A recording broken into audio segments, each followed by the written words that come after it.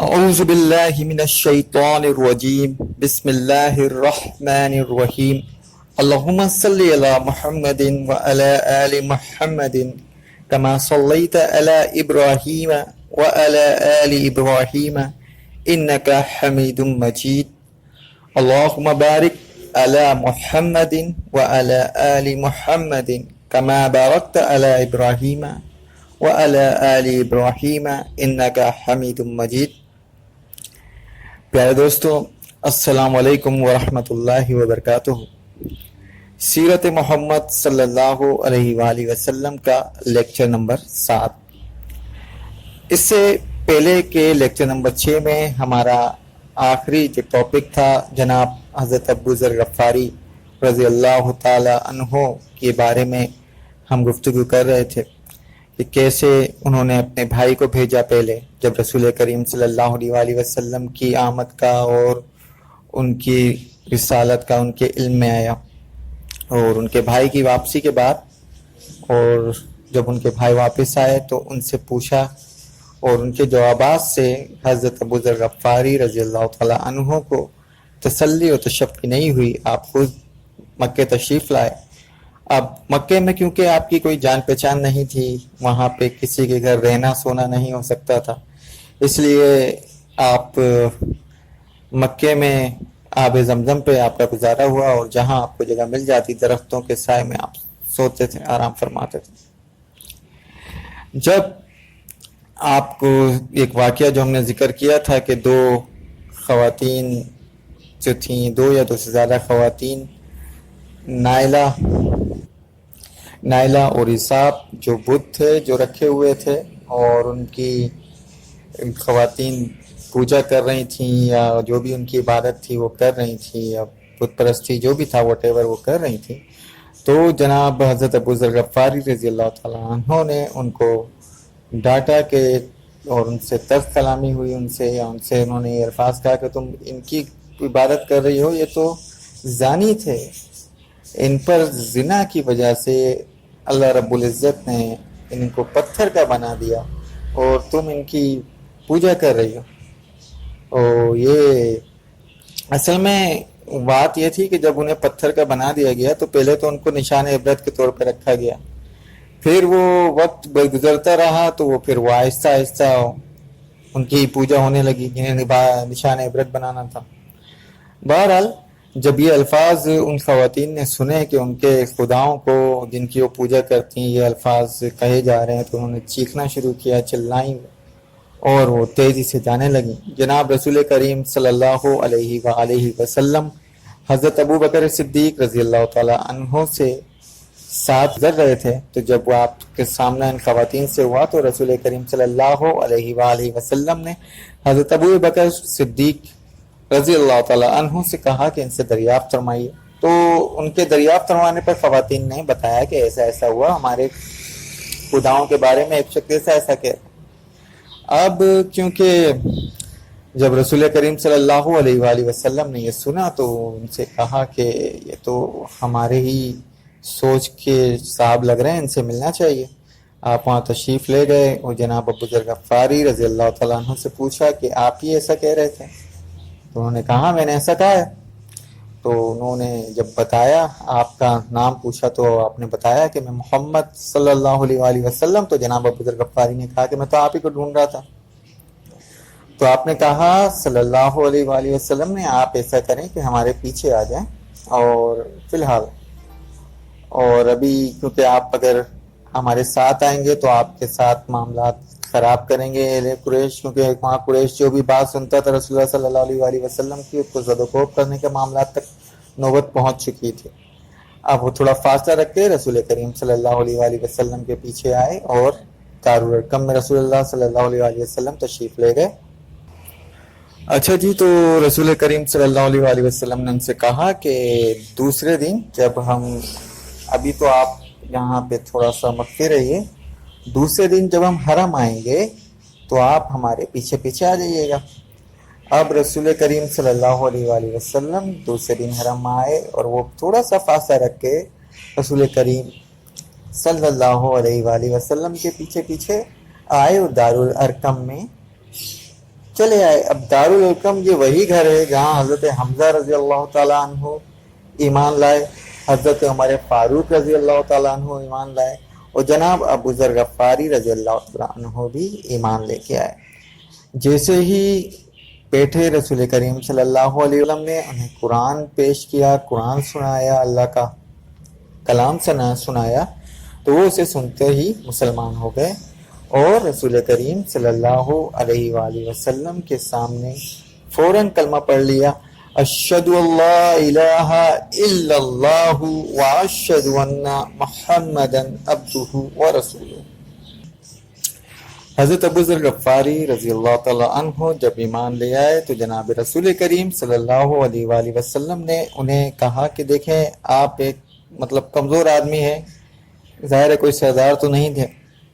تو بہتر ہے کہ اگر آپ چاہیں جملے پہ غور کیجیے گا تو اپنے اسلام کو مخفی بھی رکھ سکتے ہیں. تو جناب ابو ذر غفاری رضی اللہ تعالیٰ عنہ نے فرمایا, عرض کیا, نہیں یا رسول اللہ, میں اپنے ایمان کو, اپنے اسلام کو اور انشاءاللہ میں اپنے قبیلے میں جا کر محنت کروں گا اس کی اشاعت میں. دیکھ لیجئے یہ وہی دور ہے کہ جو بھی ایمان کا, اسلام کا اعلان کرتا ہے, اہل قریش اور کفار اس کے ساتھ بہت سختی کرتے ہیں, لیکن اللہ کے رسول صلی اللہ علیہ وآلہ وسلم کے ساتھی کفر کے سامنے سینہ سپر رہے اور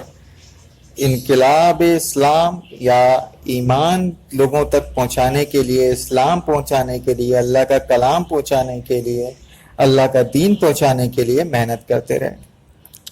وہاں سے اپنے قبیلے بنو غفار تشریف لے گئے اور وہاں آپ نے 15 سال تقریباً محنت کی. اب محنت کیا تھی, کیونکہ اس زمانے میں کیونکہ ابتدائی دور تھا, نہ نماز سکھانی تھی لوگوں کو, نہ دوسرے احکامات, کیونکہ یہ سب تو ابھی فرض نہیں ہوا تھا نا, اس وقت یہ معاملات نہیں تھے. اس زمانے میں جو سب سے بڑی تبلیغ تھی یا سب سے مین بات جو تھی وہ بتایا جاتا تھا توحید کا درس دینا, اللہ کی وحدانیت لوگوں کو بتانا, رسول کریم صلی اللہ علیہ وآلہ وسلم کی رسالت کے بارے میں بتانا, اور شرک سے بچانا اور آخرت کے بارے میں بتانا. یہی مختصر سی دعوت تھی کہ اللہ رب العزت ایک ہے, محمد صلی اللہ علیہ وآلہ وسلم اللہ کے بندے ہیں اور اس کے رسول ہیں, اور اللہ کے سوا کوئی عبادت کے لائق نہیں,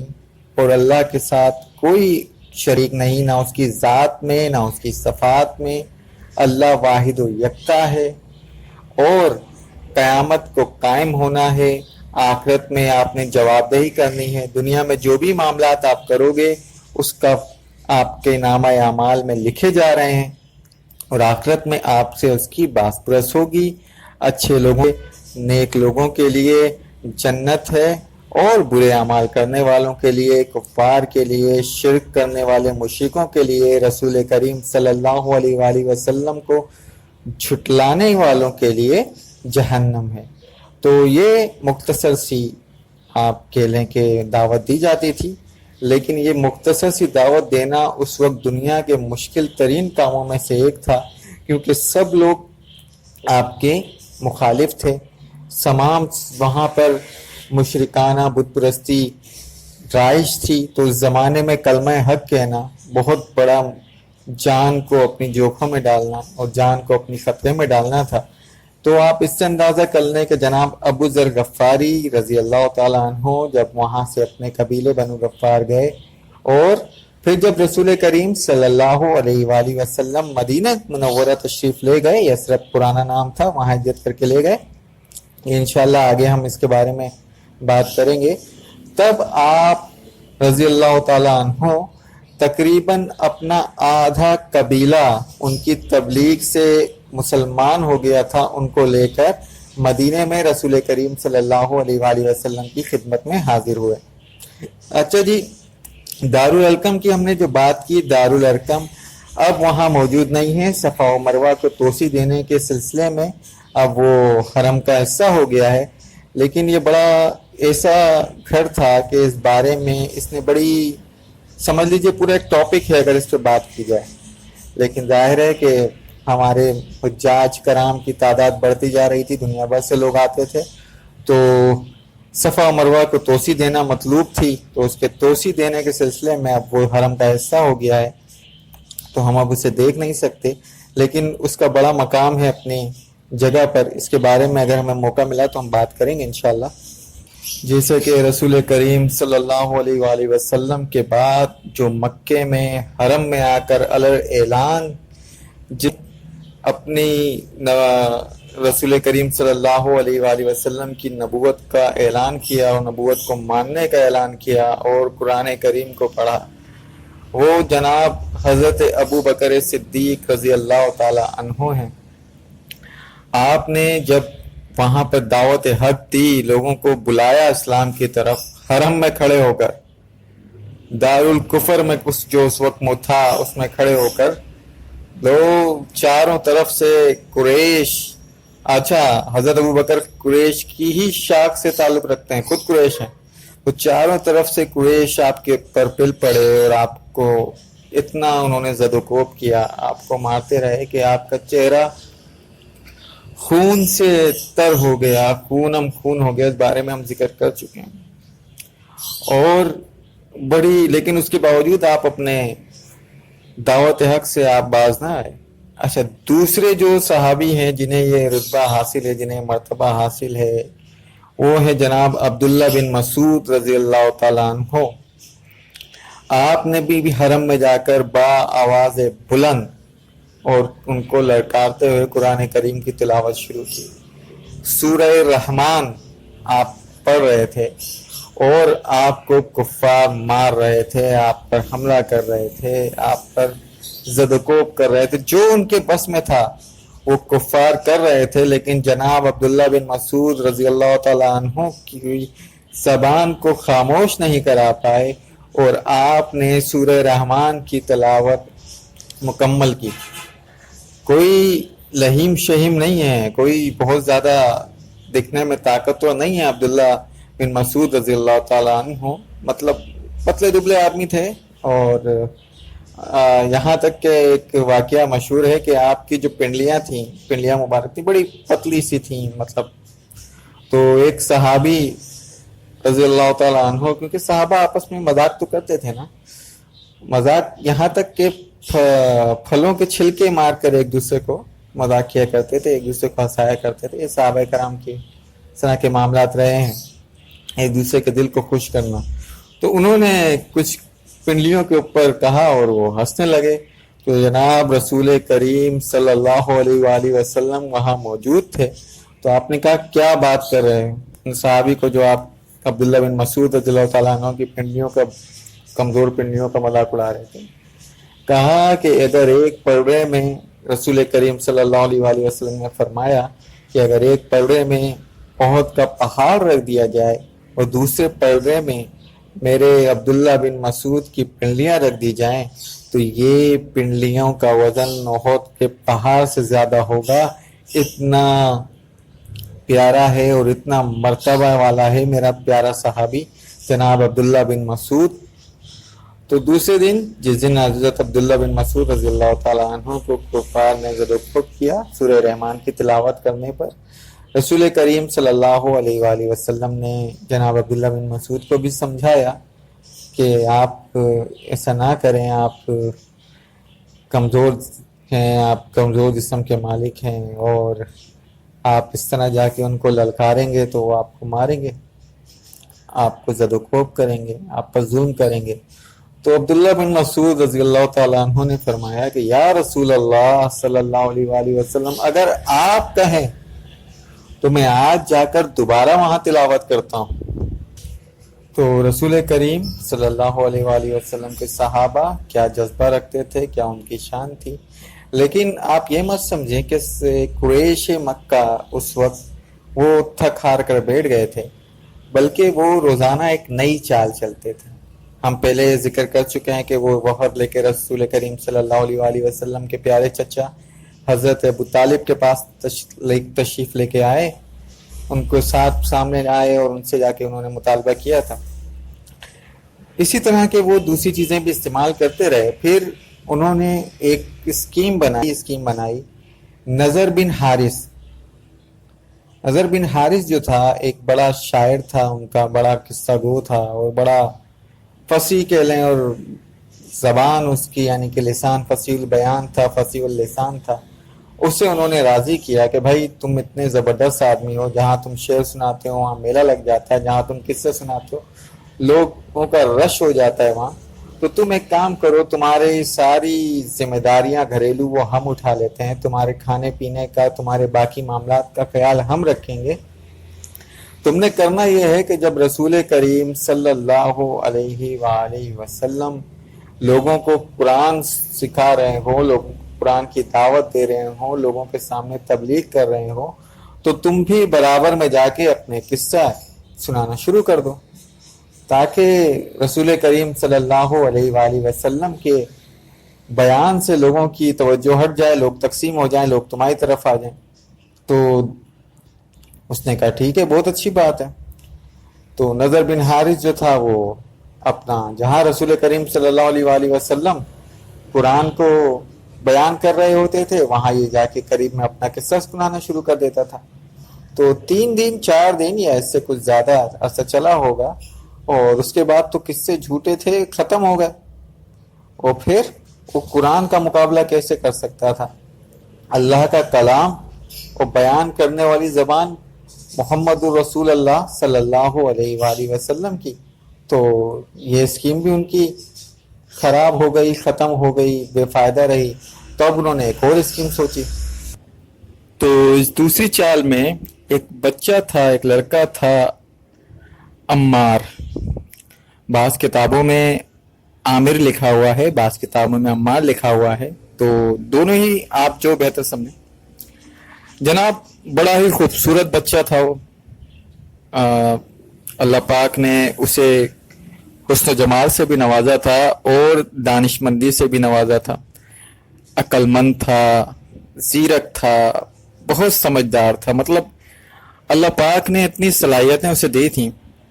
کہ کوئی بندہ جو اجنبی ہوتا وہ اگر آتا مکے میں اس بچے کو دیکھتا تو دم پہ خود ہو کے دیکھتا رہ جاتا. اتنا اللہ پاک نے اسے ماشاءاللہ خوبصورت بنایا تھا. تو اس لڑکے کو لے کر کفار قریش یا کفار مکہ جناب حضرت ابو طالب کی خدمت میں حاضر ہوئے. اور جناب ابو طالب سے کہنے لگے کہ یا ابو طالب تم یہ عمار کو لے لو، ہم یہ عمار تمہارے حوالے کرتے ہیں، اور اس عمار کے بدلے میں ہمیں محمد مصطفیٰ صلی اللہ علیہ وآلہ وسلم دے دو. اچھا جی. تو جناب حضرت ابو طالب نے ان کو دیکھ کر کہا کہ تم مجھے اتنا کم عقل سمجھتے ہو کہ قریش کے بچوں کو تو میں پالتا رہوں، ظاہر وہ بھی قریش کا تھا، عمار یا عامر جو بھی تھا، اور اپنے بھتیجے کو جو میرے سگے بھائی کا بیٹا ہے میں تمہارے حوالے کر دوں. اتنا کم عقل سمجھتے ہو مجھے تم کہ تمہارے قریش کے بچوں کو میں کفالت کروں ان کی، اور میں اپنے محمد کو صلی اللہ علیہ وآلہ وسلم کو در بدر کر دوں. ایسا کبھی بھی نہیں ہو سکتا. اور قریش اس بات پہ بڑے بہرحال حسب معمول غصہ ہوئے اور کچھ کر سکتے نہیں تھے، اور وہ باتیں کرتے بڑبڑاتے ہوئے وہاں سے چلے گئے.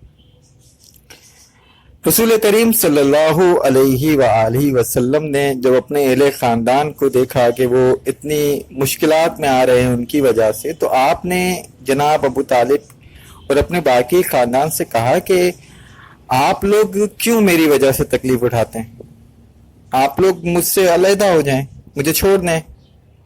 میں تو اللہ رب العزت کے عطا کیے ہوئے اس کام کو جو مجھے اللہ رب العزت نے دیا ہے میں نہیں چھوڑ سکتا. میں تو اس کام پر اپنا تن من دھن سب کچھ لگا دوں گا، لیکن میں اس کام سے باز نہیں آؤں گا. یہ دیکھیں، یہ کم و بیش وہی الفاظ ہیں جو رسول کریم صلی اللہ علیہ وآلہ وسلم کے مشہور زمانہ الفاظ ہیں جب ہم نے ذکر کیا تھا کہ کفار کا جو وفد آیا تھا یا وفد آیا تھا اور رسول کریم صلی اللہ علیہ وآلہ وسلم کے پیارے چچا جناب ابو طالب کے سامنے اصرار کر رہا تھا کہ رسول اللہ صلی اللہ علیہ وآلہ وسلم کو کہیں کہ یہ کام چھوڑ دیں، تو آپ نے کیا فرمایا تھا کہ اگر قریش میرے ایک ہاتھ میں سورج اور دوسرے ہاتھ میں چاند بھی لا کر رکھ دیں تو میں اپنے فریضہ حق سے باز نہیں آؤں گا، یہاں تک کہ یا تو اللہ رب العزت اس کام کو پورا فرمائے گا یا میں اپنی جان اس کام کے تکمیل میں دے دوں گا۔ تو آپ کی تو استقامت بالکل واضح تھی، لیکن آپ کے خاندان والے آپ پر سب ایمان تھوڑی لے آئے تھے، سارے کے سارے مسلمان تھوڑی ہو گئے تھے، وہ اپنے کفر پہ قائم تھے۔ تو لیکن حمیت تو تھی نا، محبت تو تھی رسول کریم صلی اللہ علیہ وآلہ وسلم سے۔ تو آپ کے خاندان والے جواب کیا دیتے ہیں کہ یا محمد صلی اللہ علیہ وآلہ وسلم، ہم آپ کو ان کے حوالے ہرگز نہیں کر سکتے، آپ اپنا کام کیے جائیے، اگر کوئی آپ کے ساتھ اس طرح کا معاملہ کرے گا، اگر آپ پر آ جائے گی تو ہم اس کا سامنا کریں گے، ہم آپ کا ہی ساتھ دیں گے، ہم قریش کا ساتھ نہیں دیں گے، ہم آپ سے محبت رکھتے ہیں، ہم آپ کا ساتھ دیں گے۔ تو یہ تھی آپ کے اہل خاندان کی محبت، باوجود اس کے کہ وہ ایمان نہیں لائے تھے، رسول کریم صلی اللہ علیہ وآلہ وسلم سے اتنی محبت رکھتے تھے۔ اب آپ اس چیز کو بہت اچھی طریقے سے سمجھ سکتے ہیں، بالکل واضح ہے، کفار کے بیچ میں جہاں ہر طرف بت کفری یعنی کہ بت پرستی ہوتی ہو، وہاں بت شکن کہلوانا، اور جو آبا و اجداد وہی کام کرتے چلے آ رہے ہوں، ان کو کہنا کہ آپ بت پرستی کرو گے تو جہنم میں جاؤ گے، یہ کتنا بڑا اعلان تھا، وہ بھی تنہا، تو کتنی بڑی یہ بات تھی۔ اسی بات کو مد نظر رکھتے ہوئے قریش کا جو سب سے بڑا فتنہ انگیز تھا ابو جہل یہ وہی شخص ہے جسے رسول کریم صلی اللہ علیہ وآلہ وسلم نے فرمایا تھا کہ یہ میری امت کا فرعون ہے، اور میری امت کا فرعون موسیٰ سے زیادہ سخت ہے۔ اب آپ سوچ رہے ہوں گے وہ تو بادشاہ تھا، اس نے تو لوگوں کو آگ میں ڈلوا دیا، یہ بھی بہت ظالم تھا۔ اور پھر جب پہلا غوطہ لگا فرعون موسیٰ کو، تو وہ فرعون کہنے لگا آمنت باللہ رب موسیٰ و ہارون، کہ میں حضرت موسیٰ اور حضرت ہارون علیہ السلام کے رب پر ایمان لایا پہلے غوطے میں۔ لیکن یہ تو وہ شخص تھا، جب ہم غزوہ بدر کا بات کریں گے، کہ آخری وقت تک یہ اپنے کفر پہ ڈٹا رہا اور یہ باز نہیں آیا، اور آخری وقت میں بھی جو اس نے الفاظ ادا کیے، جب اس کی گردن کٹنے لگی تو اس نے کہا کہ اے چرواہے، مطلب میری گردن ذرا نیچے سے کاٹنا کہ معلوم ہو کہ کسی سردار کا سر ہے۔ تو آپ اس کی جہالت اور اس کی سختی کو اس بات سے آپ کو واضح ہو سکتی ہے۔ اس نے دیکھا رسول کریم صلی اللہ علیہ وآلہ وسلم کعبے میں نماز پڑھ رہے ہیں اور اپنا ذکر کر رہے ہیں، تبلیغ کر رہے ہیں۔ یہ کیونکہ کفار مکہ کا سردار تھا، قریش کا سردار تھا اس وقت، وہ بنو مخزوم قبیلے سے تھا۔ اب یہ آیا رسول کریم صلی اللہ علیہ وآلہ وسلم کے پاس، اور اس نے رسول کریم صلی اللہ علیہ وآلہ وسلم سے کہا کہ یا محمد صلی اللہ علیہ وآلہ وسلم، میں سردار میری حیثیت تم جانتے ہو کہ میں بنی مخزوم قبیلے کا بھی سردار ہوں، میرا قبیلہ سب سے بڑا قبیلہ ہے، اور اپنی وہ داستانیں سنانے لگا کہ میں یہ ہوں، میں وہ ہوں، بہت کچھ اس نے کہا، اور کہا کہ میں تمہیں یہ آخری بار سمجھا رہا ہوں کہ تم کعبے میں داخل مت ہو، تم کعبے میں داخل نہیں ہونا، ورنہ میں تم سے سختی سے پیش آؤں گا، اور اگر تم باز نہیں آئے کعبے میں آ کر اپنی نماز پڑھنے سے، اپنی عبادت کرنے سے اور تبلیغ سے، تو میں تمہیں نعوذ باللہ قتل کر دوں گا۔ یہ کہہ کر وہ غصے سے وہاں سے چلا گیا، واپس اپنے قبیلے میں آیا بنو مخزوم میں، اس نے وہاں آ کر اعلان کیا کہ دیکھو میں اس حد تک پہنچ گیا ہوں محمد صلی اللہ علیہ وآلہ وسلم کے معاملے میں کہ اب میں پیچھے نہیں ہٹوں گا، یا تم لوگ میرا ساتھ دو یا نہ دو، میں اب محمد صلی اللہ علیہ وآلہ وسلم نے اگر اپنے معاملات اسی طرح جاری رکھے تو میں انہیں کعبے میں ہی قتل کر دوں گا، نعوذ باللہ۔ تو بنو مخزوم نے کہا کہ ہم تمہارے ساتھ ہیں، جو بھی معاملات ہوں ہم تمہارا ساتھ دیں گے۔ چنانچہ رسول کریم صلی اللہ علیہ وآلہ وسلم کعبے میں، حرم میں اپنا عبادت کر رہے تھے، آپ نماز پڑھ رہے تھے۔ ابو جہل نے دیکھا کہ میرے منع کرنے کے باوجود رسول کریم صلی اللہ علیہ وآلہ وسلم دوبارہ کعبے آ گئے،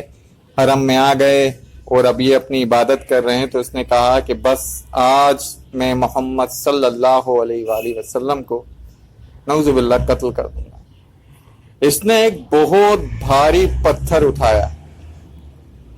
اتنا بھاری پتھر تھا وہ کہ بمشکل اس نے اٹھایا، یہ بھی اچھا خاصا مضبوط آدمی تھا، عمر بن حشام،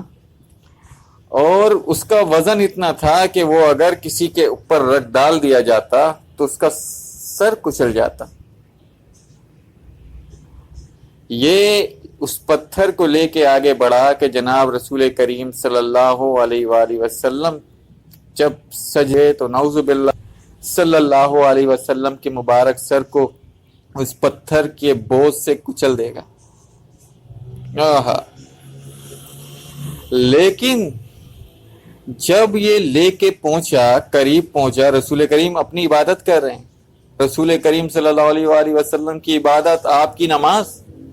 ارے آپ کے تو سجدے اتنے طویل ہوتے تھے کہ ہم جس طرح کی نماز پڑھتے ہیں، ہماری تو 4 5 وقت کی نماز ہو جائے، تمام سنت ہو جائے، تمام فرض ہو جائے، تمام وتر ہو جائے، تمام نفلیں ہماری ہو جائیں، تو رسول کریم صلی اللہ علیہ وآلہ وسلم کا ایک سجدہ پورا نہ ہو، آپ اتنی طویل سجدے فرماتے تھے۔ آپ صلی اللہ علیہ وآلہ وسلم کا سر انور، سر مبارک سجدے میں ہے، ابو جہل اس بھاری پتھر کو لے کر آگے بڑھ رہا ہے، جسے وہ بمشکل اٹھا رہا ہے، بہت وزنی پتھر تھا اور یہ بھی بہت طاقتور انسانوں میں سے تھا۔ لیکن جب پہنچا قریب تو بدحواس ہو کر بھاگا، پیچھے کو ہوا، اتنا بدحواس ہوا کہ قریب تھا کہ وہ یہ پتھر اپنے اوپر ہی گرا لیتا، لیکن اس کی قسمت بچ گیا اور بدحواس لو کے بھاگا، اور پیچھے کو بھاگا تو بنی مخزوم اس کے پاس گئے۔ جب گئے تو اس تھر تھرا رہا تھا خوف کی وجہ سے، اس کے ہاتھ اور پیر میں لرزہ تھا اور چہرہ اس کا بگڑا ہوا تھا۔ تو بنو مخزوم نے پوچھا کیا ہوا تمہیں، کیا ہوا حشام بن حشام، تم کیوں اس طرح بدحواس ہو؟ تو کہنے لگا تم نے نہیں دیکھا؟ کہا بھائی ہم نے تو نہیں دیکھا۔ کہا ارے جب میں جا رہا تھا محمد مصطفیٰ صلی اللہ علیہ وآلہ وسلم کا سر اس پتھر سے کچلنے، تو میں نے دیکھا کہ ایک بہت بڑا بیل مطلب گائے کا جو جوڑا ہوتا ہے، نر ہوتا ہے، بیل بہت بڑا، وہ اتنا غصے سے میری طرف کو لپکا اور اس کے بڑے سے سینگ تھے اور وہ مجھے مار دینا چاہتا تھا، مجھے اپنے پیروں سے کچل دینا چاہتا تھا، بالکل قریب تھا کہ وہ مجھے مار ڈالتا۔ تو بنو مخزوم نے کہا کہ بھائی ہم نے تو کچھ نہیں دیکھا۔ بہرحال تو یہ واقعہ پورا ہوا، لیکن ابو جہل باز نہیں آیا۔ یہ بالکل کھلی واضح نشانی تھی جسے دیکھ کر کے اس نے دیکھا بینی و بینکم فہر، مطلب میرے اور ان کے درمیان ایک بہت بڑا فہر، بہت بڑے بیل کو کہتے ہیں، ہوتا بیل ہے، نر ہے، لیکن اس نے یہ کہا تھا۔ اتنی واضح نشانی کے بعد تو دیکھ رہا ہے کہ ایسا ہوا اور کسی اور نے نہیں دیکھا، لیکن وہ ایمان نہیں لایا۔ پھر رسول کریم صلی اللہ علیہ وآلہ وسلم کو اس نے دیکھا کہ میری بات کی تو انہوں نے ذرا برابر پرواہ نہیں کی، اور دوبارہ کعبے میں آپ تشریف لا رہے ہیں، آپ نماز پڑھ رہے ہیں، تو اس نے ایک مرتبہ پھر رسول کریم صلی اللہ علیہ وآلہ وسلم کے سامنے آیا اس واقعے کے بعد اور کہا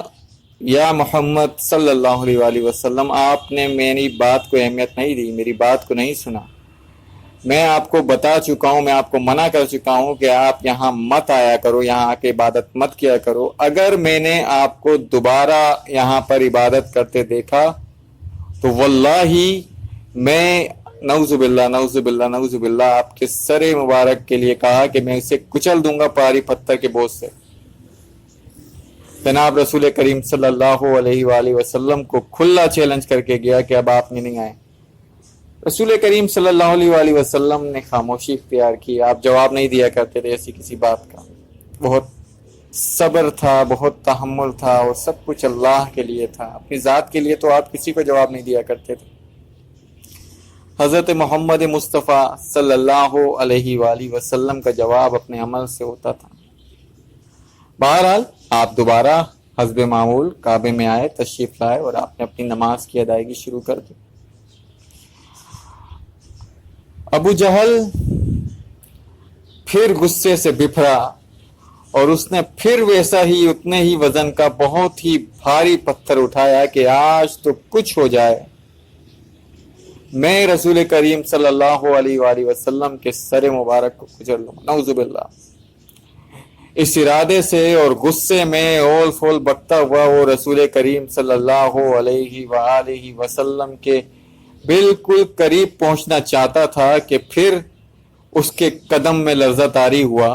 وہ بدحواس ہو کے پیچھے کو بھاگا، بڑی مشکل سے اپنے سر کے اوپر جو اس نے وہ بوجھ اٹھایا ہوا تھا اس کو دور کیا،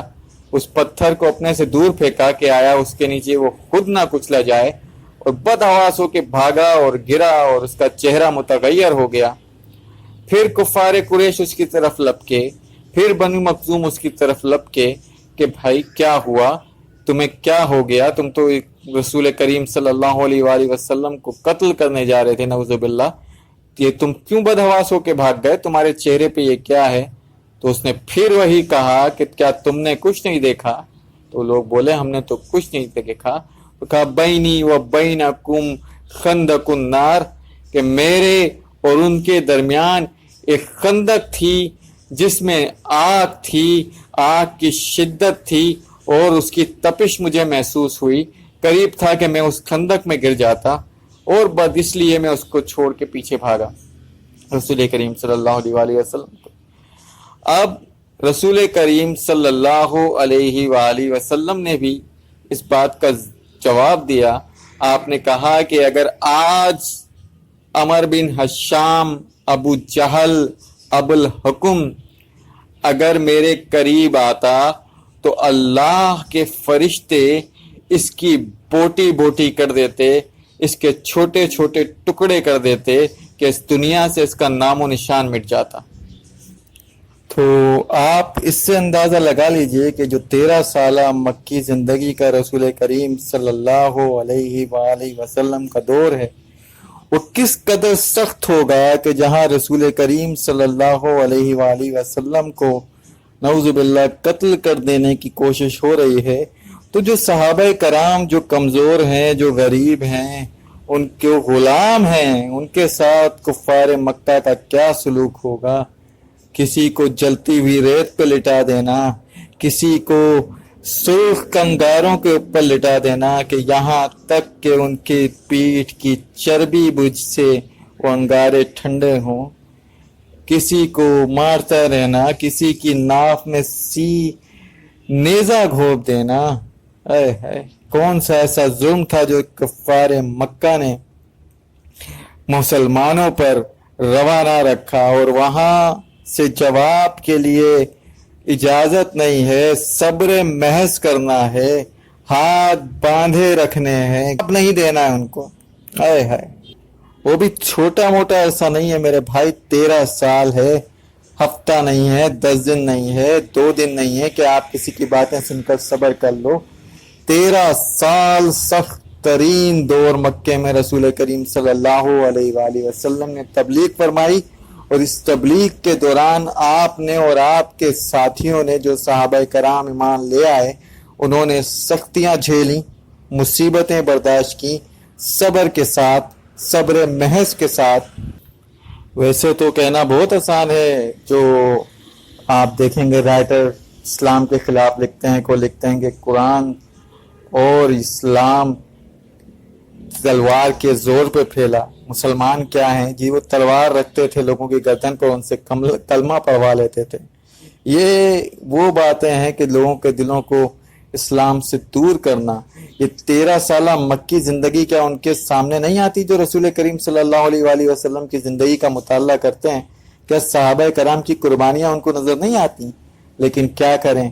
چھوٹے ہیں، وہ رسول کریم کی ذات کو داغدار کرنا چاہتے ہیں، نعوذ باللہ، اسلام کے پھیلنے سے ڈرتے ہیں، اس لیے یہ باتیں کرتے ہیں کہ اسلام تلوار کی نوک پہ پھیلا۔ اسلام رسول کریم صلی اللہ علیہ وآلہ وسلم کی محنت سے پھیلا،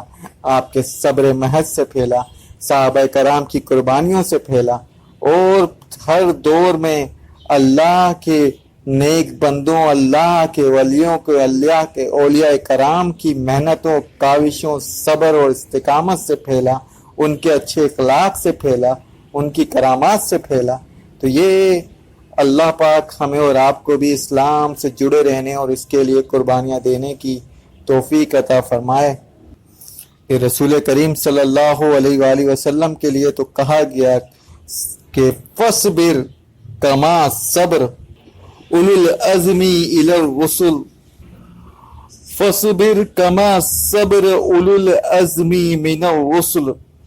کہ یہ رسول کریم صلی اللہ علیہ وآلہ وسلم آپ صبر کیجئے۔ حضرت بی بی سمیہ تو آپ کو یاد ہوں گی۔ بی بی سمیہ حضرت یاسر کی اہلیہ تھیں اور عمار کی والدہ تھیں، حضرت عمار رضی اللہ تعالیٰ عنہ کی۔ جب آپ ایمان لے آئیں اور پتہ چلا، کمزور تھے، غریب لوگ تھے، جب ابو جہل کو پتہ چلا تو ابو جہل نے سختی کی بی بی سمیہ پر کہ رضی اللہ تعالیٰ عنہ پر کہ تم ایمان کو چھوڑ دو اور لات و عزا کی پناہ میں آ جاؤ۔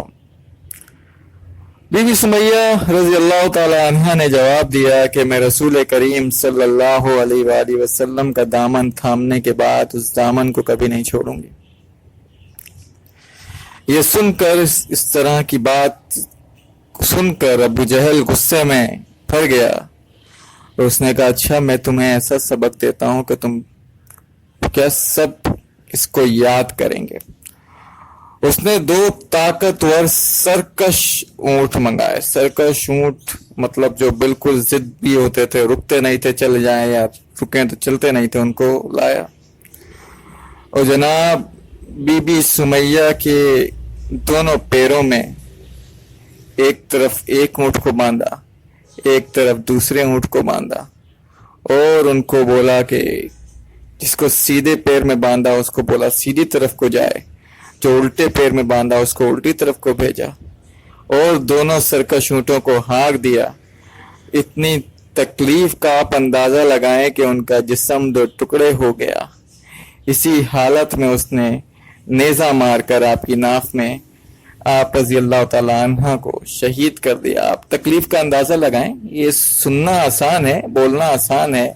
میں بول رہا ہوں تو میں اس کیفیت کو نہیں جانتا۔ ارے بھائی، میرے 2 پیروں کو پکڑ کر ایک کو ایک سمت میں کھینچا جائے، دوسرے کو دوسری سمت میں کھینچا جائے، اور اس کی شدت اتنی ہو کہ میرا جسم 2 ٹکڑے ہو جائے، یہ کہنا آسان ہے میرے بھائی، یہ سننا آسان ہے۔ اور اس حالت میں بھی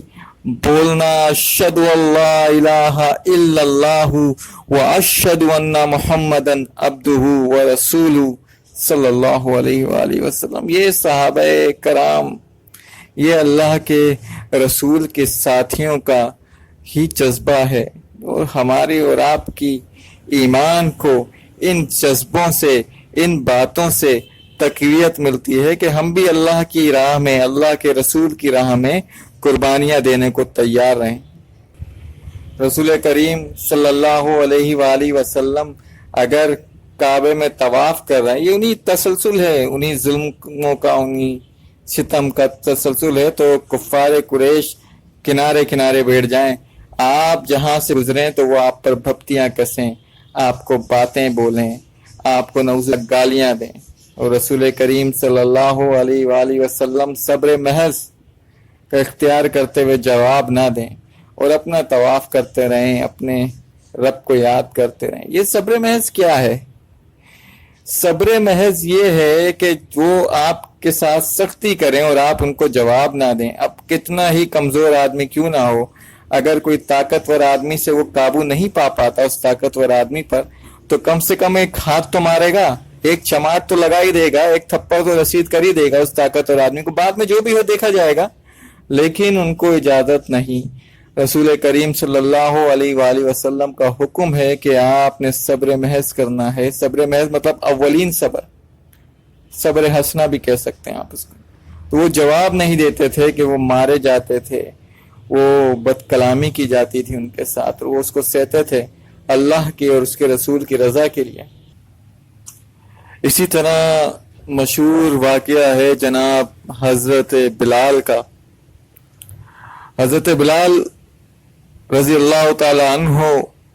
امیہ بن خلف کے غلام تھے. جب ایمان لائے تو امیہ بن خلف حضرت بلال رضی اللہ تعالی عنہ کو عرب کی سخت گرمی میں چپتی ہوئی اور گرم ایک دم ریت پر لٹاتا. اب یہ ننگے پیٹ مطلب کپڑا ہٹا دیتا حضرت بلال کا رضی اللہ تعالیٰ عنہ، اور انہیں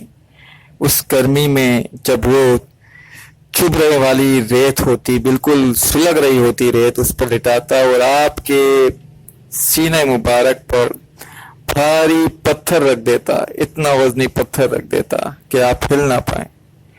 اور آپ نعرہ مستانہ بلند کرتے، احد احد احد احد احد احدن احدن احد، اور بے ہوش ہو جاتے بعض اوقات اس کی تکلیف سے.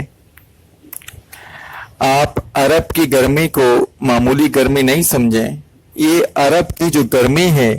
اس سے علماء کرام نے کتنے مسئلے نکالے، کتنے مسئلوں کو حل کیا ہے. جیسے میں بھی آپ سے عرض کرتا ہوں، گرمی میں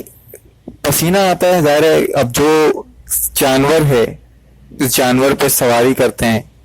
اس جانور پہ جیسے وہاں پہ خچر ہے، گدھا ہے، اونٹ ہے، گھوڑا ہے، اب ان کے جسم سے جو پسینہ نکلتا ہے وہ اگر کسی انسان کے جسم کپڑوں پہ لگ گیا تو کیا نماز پڑھنے سے پہلے ان کپڑوں کو پاک کرنا ضروری ہوگا؟ دیکھیں آپ بالکل اس میں کوئی دو رائے نہیں ہے. آپ جانور پہ سواری کریں گے، جانور پہ سواری کریں گے، آپ کا کپڑا اس کے لمس سے، اس کے جسم سے مس ہوگا، ٹچ ہوگا، اور جب اس کو پسینہ آئے گا تو وہ پسینہ آپ کے کپڑوں میں بھی لگے گا. تو علماء کرام نے اس کے بارے میں جب ان سے سوال ہوا تو علماء کرام نے رسول کریم صلی اللہ علیہ وآلہ وسلم کی ذات مبارک سے اس مسئلے کی حل نکالا کہ جب اللہ کے رسول صلی اللہ علیہ وآلہ وسلم جانور پہ سواری کرتے ہوں گے، آپ نے گدھے پہ بھی سواری کی، آپ نے اونٹ پہ بھی سواری کی، اور ایک حمر تھا، ایک گدھا تھا جو آپ کو پیش کیا گیا تھا، اس کا بعد میں ذکر آئے گا اس گدھے کا بھی. اور رسول کریم اس پر صلی اللہ علیہ وآلہ وسلم اس پر سواری کر رہے تھے. اس ظاہر ہے آپ کا وزن ہوگا پھر، کیونکہ آپ کے ساتھ نبوت کا بھی وزن ہوگا. وہ مشہور واقعہ، رسول کریم صلی اللہ علیہ وآلہ وسلم فتح مکہ کے بعد کعبے میں داخل ہوئے اور کعبے کے بتوں کو توڑنا شروع کیا، اور رسول کریم صلی اللہ علیہ وآلہ وسلم حضرت علی المرتضیٰ کے کندھوں پر سوار ہوئے. تو حضرت علی المرتضیٰ رضی اللہ تعالی عنہ نے کہا، یا رسول اللہ، میں آپ کا بوجھ نہیں اٹھا پا رہا ہوں، کیونکہ آپ پر نبوت کا بھی بوجھ ہے، اللہ کے رسول کے اوپر نبوت کا بھی بوجھ تھا. تو اس وقت کہا اللہ کے رسول صلی اللہ علیہ وآلہ وسلم نے کہ تم میرے کندھے پر سوار ہو جاؤ، اور اس شان سے حضرت علی المرتضیٰ کرم اللہ وجہ الکریم نے مکے کے بتوں کو توڑنا شروع کیا. کریم صلی اللہ علیہ وسلم کے مبارک کندھوں پر سوار تھے. تو بہرحال رسول کریم صلی اللہ علیہ وآلہ وسلم جب اس گدھے پر سواری کرتے تھے تو آپ کا بھی وزن ہوگا، نبوت کا وزن تو تب بھی ہوگا، تو گدھے کو بھی لا محالہ پسینہ آتا ہوگا. تو اس کپڑوں کو آپ نے پاک نہیں کیا، آپ نے اس कपड़ों में नमाज अदा की तो इससे ये मसला निकाला गया कि इनका जो कपड़ा है, पर लग जाने वाला पसीना है, वो पाक है। तो उस गर्मी की हालत में सख्त सुलगती हुई रेत पर उमैया बिन खल्फ हजरत बिलाल रजी अल्लाह ताला अन्हो को लिटाता था और कोड़े मारता था, उनके जिस्म पर भारी पत्थर रख देता था। यहाँ तक कि जो कांटे होते हैं खजूर के ना, खजूर का आपने दरख्त देखा होगा, तो उसकी जो कोपल होती है, जो पत्ते होते हैं वो कांटेदार होते हैं, वो कांटे लेके आ जाते और उससे हजरत बिलाल रजी अल्लाह ताला अन्हा के जिस्म को जख्मी करते, चुभाते और कहते कि बोल लातो अज़ा मेरे हैं, लातो अज़ा की कसम उठा, लातो अज़ा की पनाह में आ जा। तो हजरत बिलाल रजी अल्लाह ताला अन्हु नारा मस्ताना अहदुन अहद बुलंद करते, ऊपरों के दिल चिर के रह जाते। बाद में जब सहाबा कराम रजी अल्लाह ताला अन्हु ने हजरत बिलाल रजी अल्लाह ताला अन्हु से पूछा कि आप यही बात बार बार अहदुन अहद ही क्यों फरमाते थे, और भी तो बहुत सारे जुमले थे, आप अपने ईमान का इजहार कर सकते थे, आप रसूलुल्लाह सल्लल्लाहु अलैहि वसल्लम से मोहब्बत का इजहार कर सकते थे, आप कलमा तैयबा का व्रत कर सकते थे। तो हजरत बिलाल रजी अल्लाह ताला अन्हु फरमाते थे कि ये जो लफ्ज था अहदुन अहद, ये काफिरों को सबसे ज्यादा तकलीफ देता था कि मैं अल्लाह की वहदानियत का जिक्र करूं उनके सामने। जब वो मुझे तकलीफ दे रहे होते थे तो उनको और इससे तकलीफ उन्हें भी होती थी, इसलिए मैं यही नारा बुलंद करता था अहदुन अहद। बहरहाल जब उमैया बिन खल्फ परेशान आ गया, मतलब जुल्म करते करते, और हजरत बिलाल रजी अल्लाह ताला अन्हु के जज्बे ईमानी को मुतज़लज़ल ना कर सका, तो उसने एक दिन हजरत बिलाल की वालदा को मजबूर किया, उन्हें अपने पास बुलाया और बोला कि मैं तुम्हारा बेटा अगर इस्लाम को नहीं छोड़ेगा तो मैं इसी तरह तड़पा तड़पा कर मार डालूंगा, और तुम जाओ उसको समझाओ अगर समझा सकती हो तो। हाय हाय हाय। अब आपको ये बात यकीनन पता होगी कि हजरत बिलाल रजी अल्लाह ताला अन्हो की जो वालदा थी वो भी ईमान ले आई थी, वो भी मुसलमान हो गई थी, लेकिन आपने अपना ईमान को जाहिर नहीं किया था, किसी को मालूम नहीं था। वो गई, कहाँ गई जी? सेहरा में। सेहरा की तपती सुलगती रेत पर हजरत बिलाल पड़े हैं, उनके जिस्म से खजूर के पत्तों के चुबाए जाने से, उन कांटों के चुबाए जाने से लहू लहान है, और उनके सीने पर भारी पत्थर रखा हुआ है और आप बेहोश हैं। अब आपकी वालिदा आपके पास आती हैं और कहती हैं बिलाल, और जब अब आप बेहोश हैं तो आपके चेहरे पर कुछ पानी के कतरे मारती हैं, कुछ पानी के कतरे डालती हैं, हज़रत बिलाल होश में आ जाते हैं। अब वो वालिदा हैं, उनके चेहरे पर गम के आसार हैं, आंखों में आंसू हैं। वो कहती हैं मेरे बेटे बिलाल, तुम जानते हो कि मैं भी मुसलमान हो गई हूँ, लेकिन हमारी वो हालत नहीं है, हम वो आजाद नहीं हैं, हम इनके गुलाम हैं,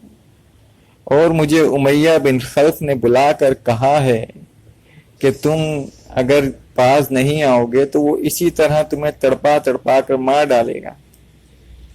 तो तुम भी मेरी तरह अपने ईमान को क्यों नहीं मख्फी कर लेते? बोलो, इनसे बोल दो कि हाँ मैं बाज आ गया। तुम अपने दिल में ईमान को मजबूत रखो। कभी अल्लाह ने मौका दिया और तुम आजाद हो गए, हम आजाद हो गए, तुम अपने ईमान का ऐलान कर देंगे। तुम अभी तो बोलो कि हाँ मैंने छोड़ दिया ईमान, और लातो अज़ा की उनकी बात मान लो परी दिल से। तो हजरत बिलाल शदीद तकलीफ की हालत में भी आपको हंसी आ गई, आप मुस्कुराने लगे। तो वालदा उनके चेहरे को देखकर बोला कि बिलाल तुम हंस रहे हो इस बात पर? तो हजरत बिलाल रजी अल्लाह ताला अन्हो बोले, ए मेरी माँ, मैं तो आज जीत गया। उनकी वालदा ने कहा तुम जीत गए? कैसे जीत गए, कैसी फतह तुम्हें हासिल हो गई। बोला मुझे तमाम एले मक्का पर आज फतह हासिल हो गई, इन कुफ्फार के ऊपर मैं फाते हो गया कि ये तो मुझ पर अपना जुल्म सितम ढा ढा कर अब ये थक गए हैं कि मेरी माँ को सिफारिशी बना के लिया है मेरे सामने। अब मेरी माँ से जाके सिफारिश करवा रहे हैं, सिफारिश करे कि मैं छोड़ दूं। इसका मतलब ये अपनी हद को पहुंच गए और मैं साबित कदम रहा और मैं हरगिज अपने इस्लाम को नहीं छोड़ूंगा, अपने ईमान को नहीं छोड़ूंगा। चुनांचे उमैया बिन खौफ भी तंग आ गया।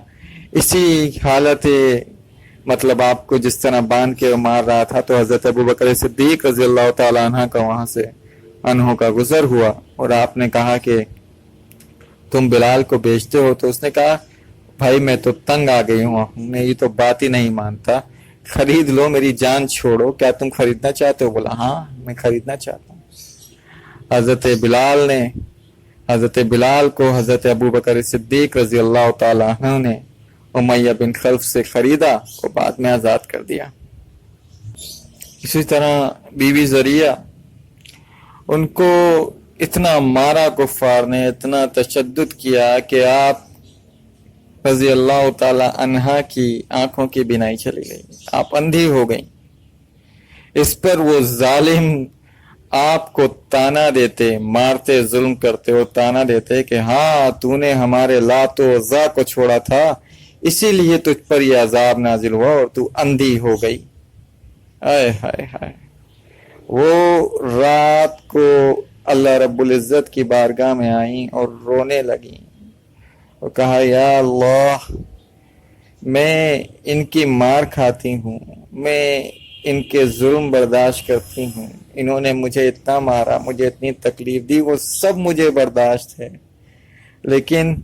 जब ये मुझे ताना देते हैं कि क्योंकि मैंने लात उज़्ज़ा को छोड़ा इसलिए मैं अंधी हो गई,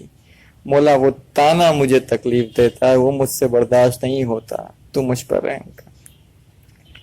सुबह जब उठी सोने के बाद तो अल्लाह रब्बुल इज़्ज़त ने आपकी बिनाई आपको वापस कर दी थी। सुभान अल्लाह। और आप दोबारा देखने लगी तो कुफ्फार मक्का जो थे वो सुबकी हुई उनकी कि ये कैसे दोबारा अखियारे वाली हो गई, आंखों वाली हो गई, दोबारा कैसे देखने लगी। हम तो इन्हें ताना दिया करते थे, वो ताना उन्हीं के मुंह पर आ पड़ा। अब मेरे भाई आपको और मुझे तो दीन मुफ्त में मिल गया है ना, हमने कोई कुर्बानी थोड़ी दी इसके लिए। मुसलमान के अल्लाह का एहसान हुआ, एक मुसलमान के घर हमारी आंख खुली तो हम अल्टीमेटली खुद ही बखुद मुसलमान हो गए ऑटोमेटिकली। हमारे वालिदैन ने हमें मदरसे भेजा, कुरान को पढ़ाया, हमें स्कूलों में सीरत रसूल सल्लल्लाहु अलैहि वसल्लम पढ़ने को मिली मदरसे में, स्कूलों में, और हम नमाज पढ़ने वाले अपने वालिदैन को देखा, अपने चचाओं को देखा, अपने बड़े भाइयों को देखा, अपनी वालदा को देखा नमाज पढ़ते, तो हम भी नमाज पढ़ने लगे, हम भी कुरान की तिलावत करने लगे। तो हमें तो उसकी कदर ही नहीं है, उनसे पूछो जिन्होंने कुर्बानियां दी हैं इस दीन के लिए।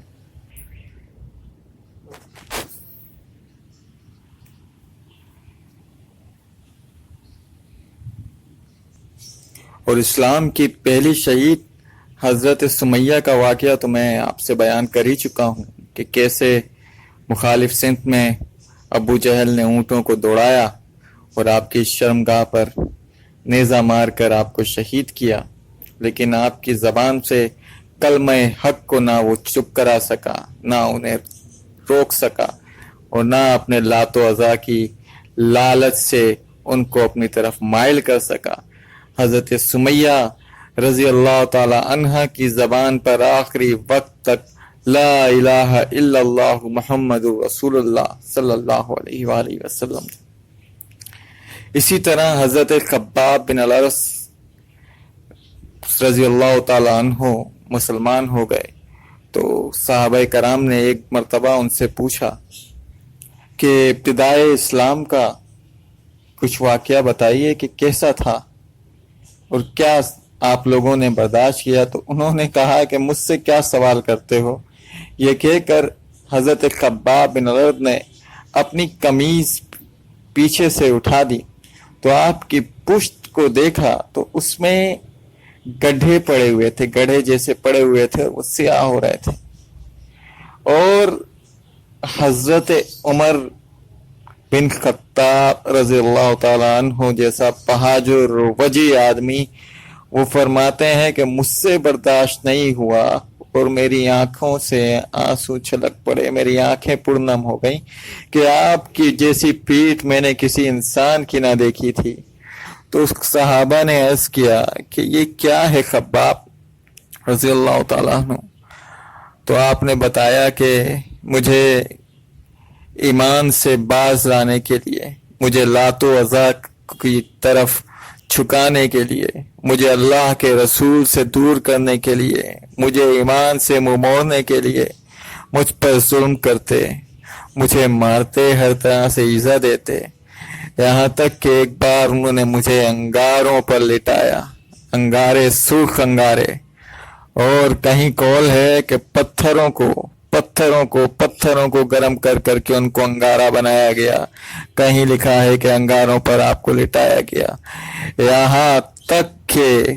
کوئی ان کو چھڑانے والا نہیں اور ایک آدمی ان کے سینے پہ کھڑا ہو گیا, کہیں لکھا ہے کہ ان کو انہیں انگاروں پہ گھسیٹتے رہے, یہاں تک کہ ظاہر ہے وہ انگارہ ہے, پیچھے کوئی ننگے پیٹھ ہے, کوئی اس میں روکنے کا ذریعہ نہیں ہے, آگ ہے, انگارہ ہے, وہ تو جسم کے اندر پیوست ہو جائے گا. تو وہ انگارے جسم کے اندر پیوست ہو گئے, اور آپ جسم کے اندر جب پیوست ہو گئے تو جسم سے جو رطوبت نکلی, جو چربی پگھلی, اس چربی کے پگھلنے سے وہ انگارے پھر بجھے اور ٹھنڈے ہوئے, اور اس حال میں بھی انہوں نے اشہد اللہ الہ الا اللہ و اشہد ان محمد عبدہ و رسولہ کا نعرہ لگایا کہ آپ نے اپنے ایمان کو نہیں چھوڑا. یہ ہے حضرت خباب, اور یہی حضرت خباب ایک مرتبہ خانہ خدا میں, حرم میں رسول کریم صلی اللہ علیہ وآلہ وسلم, یہ ظلم آپ سے چکے ہیں, سے ملاقات ہوئی تو آپ کے قریب آئے اور آپ سے عرض کیا, یا رسول اللہ صلی اللہ علیہ وآلہ وسلم,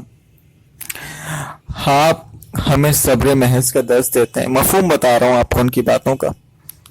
تو اگر ہم ان کا جواب نہیں دیتے, کم سے کم آپ اللہ سے تو دعا کریں کہ وہ ہمارے لیے کوئی رستہ بنا دے, ہمیں ان کے شر سے نجات دے دے,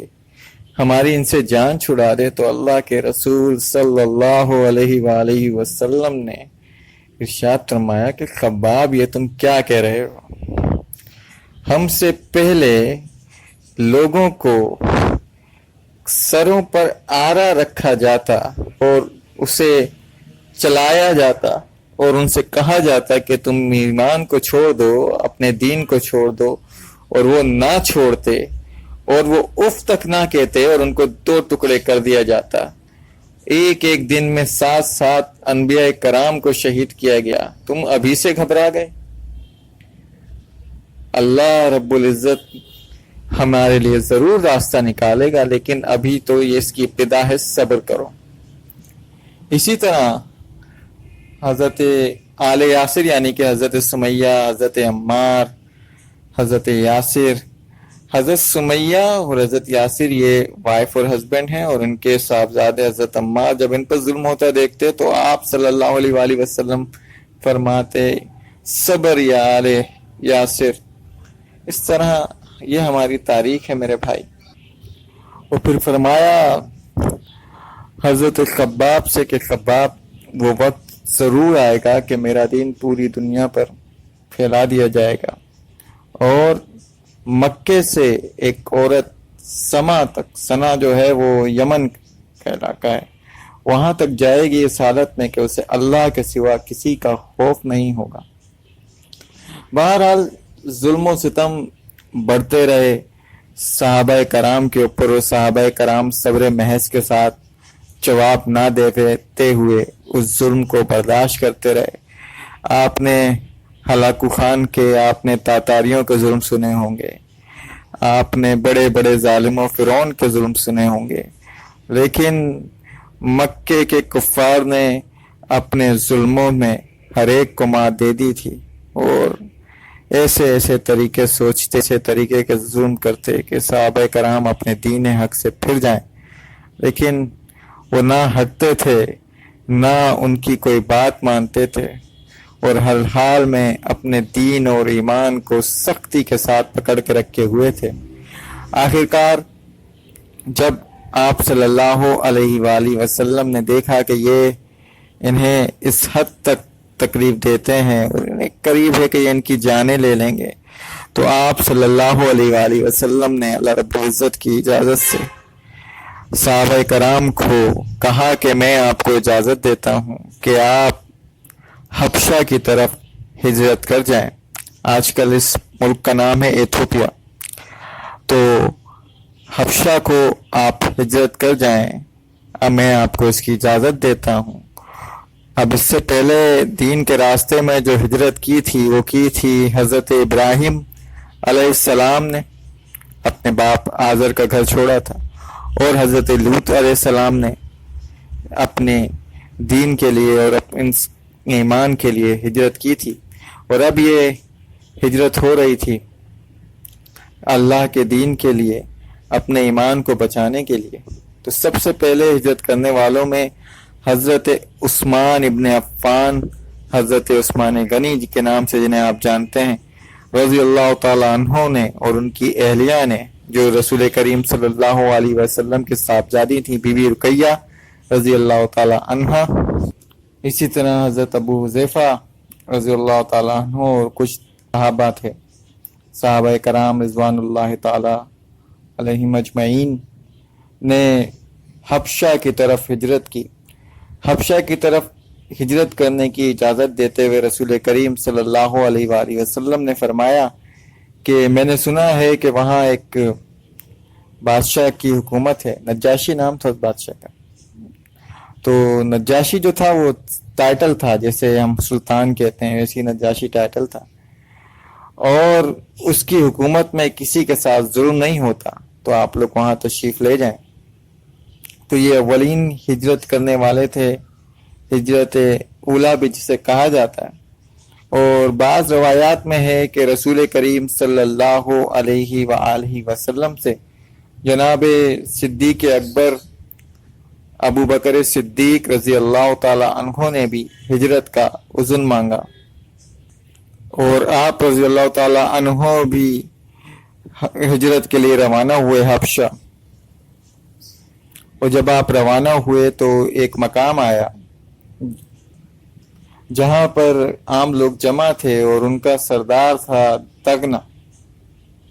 تو جب اس نے دیکھا جناب حضرت صدیق اکبر رضی اللہ تعالیٰ عنہ اپنی سواری، اپنے اونٹ لے کر چلے جا رہے ہیں، تو وہ آپ طرف دوڑا اور آ کر کہنے لگا، اے ابو بکر، حضرت بکر صدیق رضی اللہ تعالیٰ عنہ کو پکارا، اے ابو بکر، کہاں کے ارادے ہیں، کہاں کو جاتے ہو؟ جناب صدیق اکبر رضی اللہ تعالیٰ عنہ نے فرمایا کہ میں حبشہ کی طرف ہجرت کر رہا ہوں۔ مکے کے حالات تو آپ نے دیکھے ہیں کہ کس قدر ظلم و ستم ہے۔ تو اس نے کہا، دغنہ نے کہا کہ یا ابو بکر، واللہ بے شک اے ابو بکر، آپ صلہ رحمی کرنے والے ہیں، واللہ آپ بیواؤں کا ساتھ دینے والے ہیں، ان پر شفقت کرنے والے ہیں، واللہ آپ غلاموں کو آزاد کرنے والے ہیں، آپ جیسے شخص کو میں جانے کی اجازت نہیں دے سکتا، میں آپ کو ہرگز جانے نہیں دوں گا۔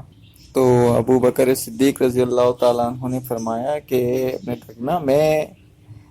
کیا کروں کہ مجھے مکے والے چین نہیں لینے دیتے، مجھے نہیں چھوڑتے، میرے کو عبادت نہیں کرنے دیتے، مجھے تکلیف دیتے ہیں۔ تو اس نے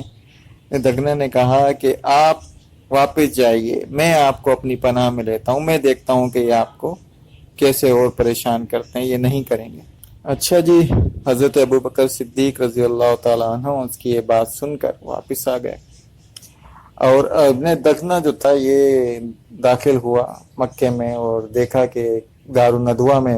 وہ کمیٹی جہاں پہ سرداران قریش، روسائے قریش بیٹھتے تھے،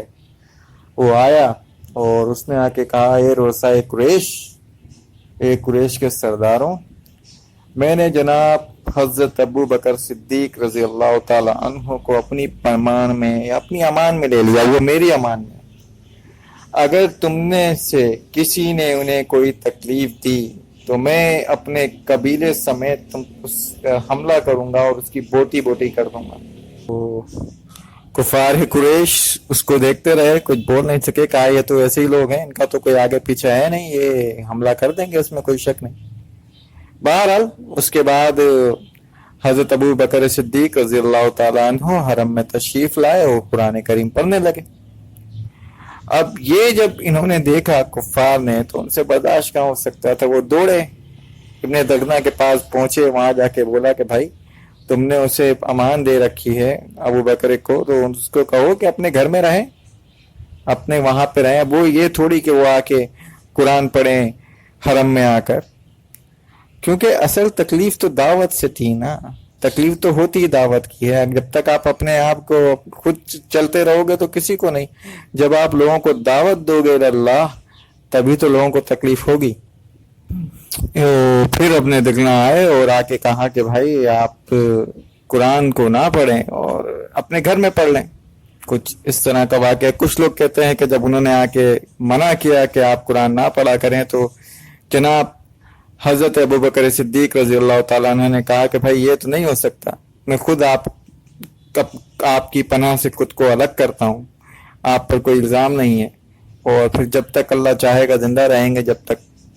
لیکن حق کو تو میں نہیں چھوڑ سکتا۔ کہیں روایت ہے کہ پھر آپ اپنے گھر کے صحن میں بیٹھ کر قرآن پڑھتے اور آتے جاتے جو لوگ سنتے وہ اس وہیں پہ دم بخود کھڑے رہ جاتے، تو جب اس پہ بھی آ کر ان کو کہا کہ نہیں آپ ایسا نہیں کر سکتے تو اس پہ آپ امان سے اس کی الگ ہوئے ابن دغنہ کی۔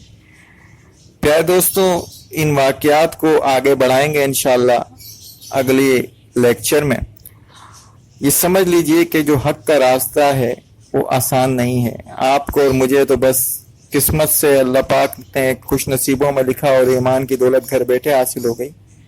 لیکن جن لوگوں نے اس کے لیے قربانی دی ہے وہ پر کہتے ہیں نا جن کا رتبہ ہے سوا ان کی سوا مشکل ہے، تو رتبات اسی طرح ملتے ہیں، رتبے مرتبے اسی لیے ملتے ہیں کہ اللہ کی راہ میں قربانی دیا جائے۔ اللہ پاک مجھے اور آپ کو قربانی دینے والا اور حق کی راہ میں کھڑا ہونے والا بنائے اور اللہ کے دین پر اللہ کے احکامات نازل کرنے والا بنائے۔ صلی اللہ تعالی علی خیر خلقہ محمد و آلہ و اصحابہ اجمعین برحمتک یا ارحم الراحمین۔